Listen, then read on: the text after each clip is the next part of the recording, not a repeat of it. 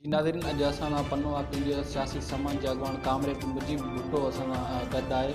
सो अॼु हुन सां KKD न्यूज़ सां ख़ुसूसी ॻाल्हि ॿोल कंदो ऐं पन्नो वाकिल जे अहम मसइलनि ते ॻाल्हि ॿोल कंदो। अचो त हुन खां पुछूं त हुन में छा चओ।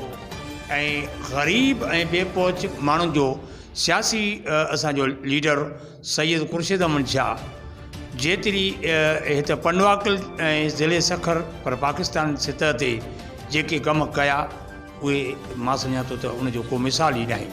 खुर्शीद शाह उहो वाहिद सियासी ऐं सुठी सोच रखंदड़ अॻवान आहे ऐं उन जे ॾींहं राति इहो हूंदो आहे त मां पब्लिक ऐं पंहिंजे तक जे माण्हुनि सां ऐं उन माण्हुनि सां बि मिलां ऐं तक में कम बि करायां।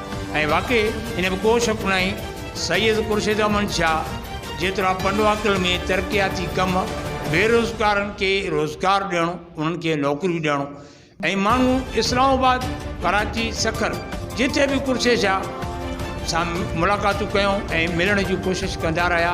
ऐं खुर्शीद शाह पाण उन्हनि खां पुछंदो रहियो त बाबा किथां जा आया हो, जैसे पनवाकिल जा। ख़ुशूसन पनवाकिल छा पर मुल्की सतह ज़िले सखर जे माण्हुनि खे बेरोज़गार नौजवाननि खे सुठियूं नौकरियूं ॾेई उन्हनि जा ग़रीबनि जा घर जेको आहे सो उन्हनि जा चुल्हा ॿारे। इहा ॾाढी दिली ख़ुशी थी आहे। इहा हक़ीक़त साईं खुर्शीद अहमद शाह जो वेझो साथी ऐं पीपल्स पार्टी जो अहम अॻवान डॉक्टर आफ़ताब हुसैन सूमरे खे मां दिलि जे गहराइनि सां मुबारक पेश कयां थो। ऐं इहा उमेद बि अल्लाह जे रसूल मूं त इंशा अल्लाह ताला अनक़रीब तव्हां असांजो पीपल्स पार्टी जो महबूब अॻवान सैयद खुर्शीद अहमद शाह बि अनक़रीब इंशा अल्लाह आज़ादु थींदो। छो त खुर्शीद शाह जो न हुजणो ऐं पनवाकिल जो ॾिसो पाण था पिया त हालात अहिड़ा लॻा पिया आहिनि जे रोड रस्ता वाक़ई तबाह लॻा पिया आहिनि।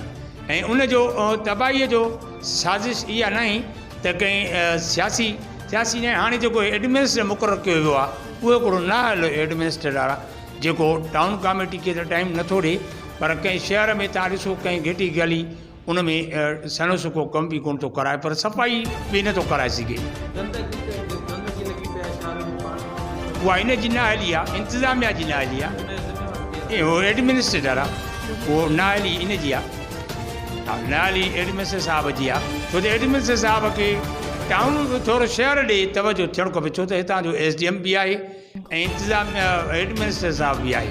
जेकॾहिं उहो इन शइ जी नथो तवजो ॾिए हाणे असां त मां त हितां जे सियासी पंहिंजे अॻवाननि खे गुज़ारिश कंदुसि त उहे ख़ासि पंहिंजे शहर खे तवजो ॾियनि। कैमरामैन मजीद जिस्कान सां गॾु कामरान रहियो KKD न्यूज़ पन्नो वाकिल।